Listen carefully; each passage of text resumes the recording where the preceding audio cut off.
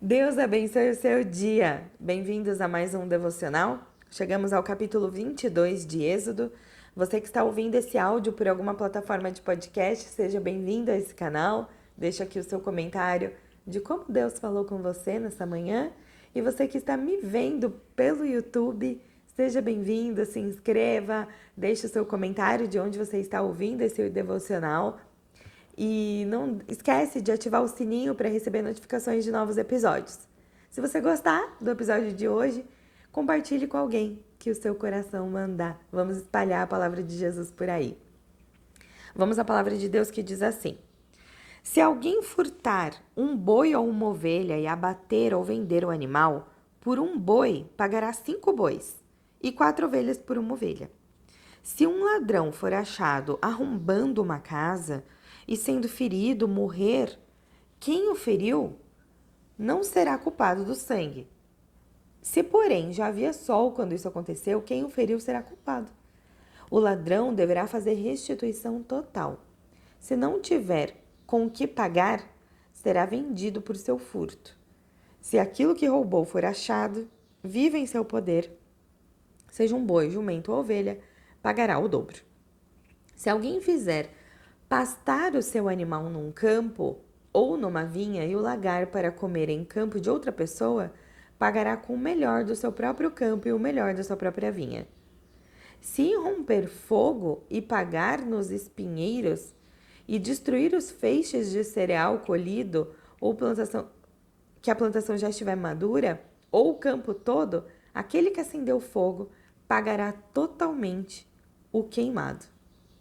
Se alguém der ao próximo dinheiro ou objetos para guardar e isso for furtado, aquele que o recebeu, o ladrão, se for achado, pagará o dobro. Se o ladrão não for achado, então o dono da casa será levado diante dos juízes a ver se não meteu a mão nos bens do próximo.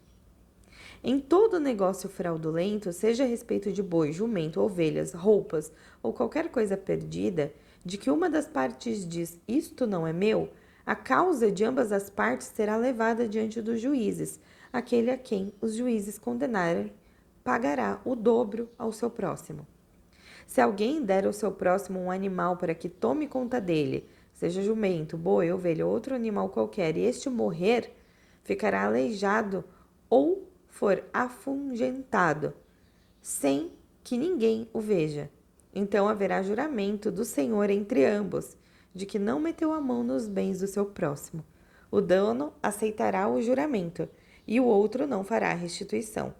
Porém, se de fato o animal tiver sido furtado, terá de pagá-lo ao seu dono. Se for dilacerado, trará o que restou em testemunho disso e não pagará o animal dilacerado.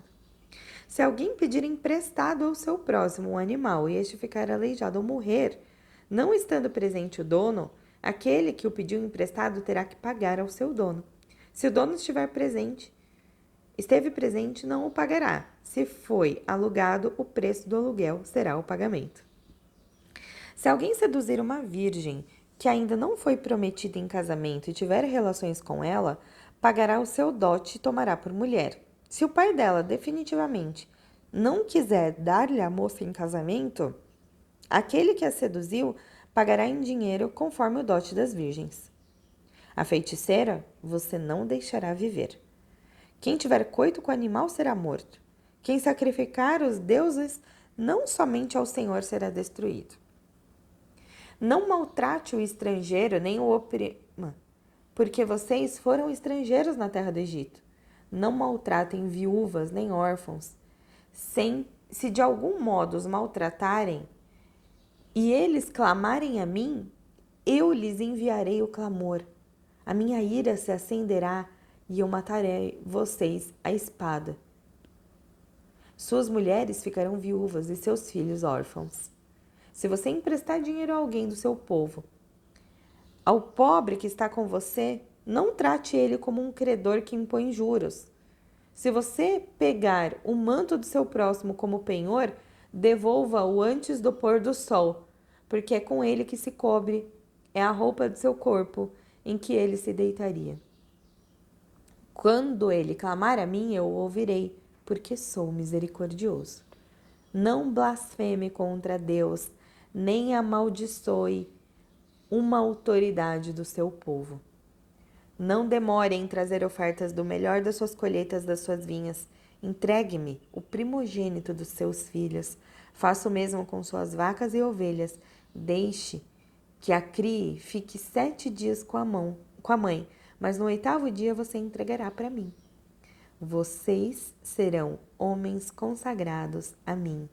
Portanto, não comam carne de animais dilacerados dos campos. Joguem essa carne aos cães. Amém. Deus, fale aos nossos corações, ministre às nossas mentes aquilo que precisamos aprender com a palavra de hoje. Queridos, quando a gente lê, parece um pouco confuso e um pouco distante da nossa realidade, mas ainda assim, existem chaves aqui para a gente aprender. São leis a respeito de propriedade, leis civis, religiosas daquela época. A linguagem aqui tem a ver com o jeito que aquele povo entenderia. Mas aqui o que eu quero falar para vocês é sobre as mensagens que estão contidas nessas leis. Mensagens sobre honestidade, zelo, pureza, caridade. São lições de justiça e equidade. Esses capítulos a gente ainda vai ver também um pouquinho no 23, mas o 21, 22 e 23, a gente vê um contexto sobre justiça e equidade. Na verdade, é uma bússola moral. Deus está querendo dizer para aquele povo o que é certo e o que não é. E eu destaco aqui, do versículo 21 para frente, Deus falando sobre não maltratar as pessoas. E aí eu chego num ponto de caridade. Como é importante você ser caridoso com alguém, você ser bondoso com alguém. Aqui em todas as situações, até nos casos de ladrão que rouba alguém, que furta animais, o Senhor sempre coloca a pessoa na frente das coisas. Ele nunca coloca as coisas na frente das pessoas. É muito importante para Deus o jeito que as pessoas serão tratadas, mesmo que elas sejam punidas ou paguem por um erro que elas cometerem, um crime. Ainda assim, Deus se preocupa primeiro com as pessoas. Ele se preocupa primeiro com você, querido. Além disso, Deus, ele sempre está pronto para estender a mão sem esperar nada em troca. E é isso que ele quer que a gente copie dele. Que você seja caridoso com quem precisa, estendendo a mão sem esperar nada em troca. Sabe, a caridade é como um antídoto.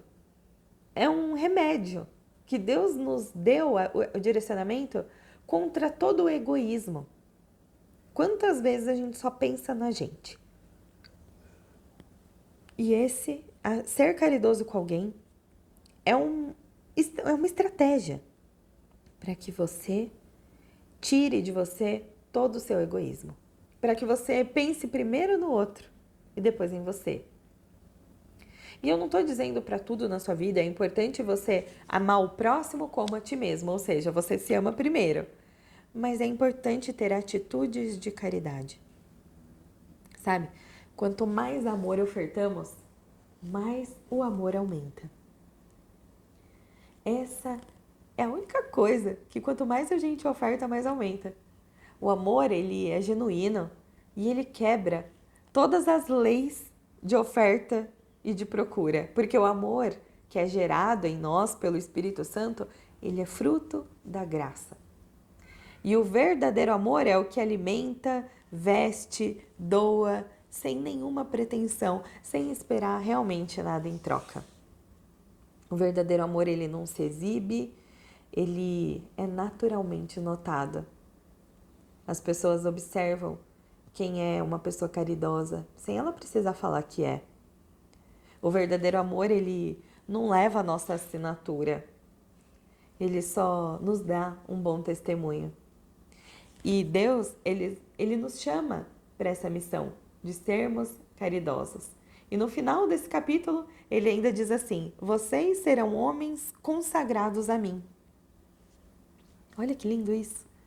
Vocês serão homens consagrados a mim.